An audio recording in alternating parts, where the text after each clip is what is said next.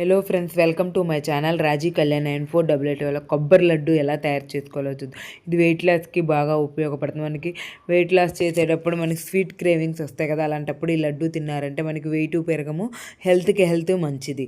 మీరు ఒకసారి ఇలాగ ట్రై చేసి చూడండి. టేస్ట్ అయితే చాలా బాగుంటుంది. కొబ్బరి రోజు తినడం వల్ల మనకి డైజెస్టివ్ సిస్టమ్ బాగా ఇంప్రూవ్ అవుతుంది, జుట్టు బాగా పెరుగుతుంది.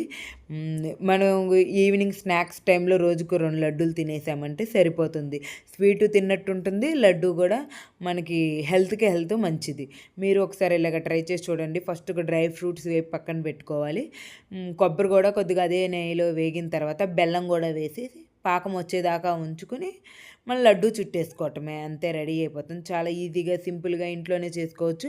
కొబ్బరి మీ పిల్లలకు కూడా చాలా మంచిది. పిల్లలకి కూడా రోజుకి 2 ఇవ్వండి. హెల్త్కి చాలా మంచిది, జుట్టు కూడా బాగా పెరుగుతుంది పిల్లలకి. Please subscribe my channel.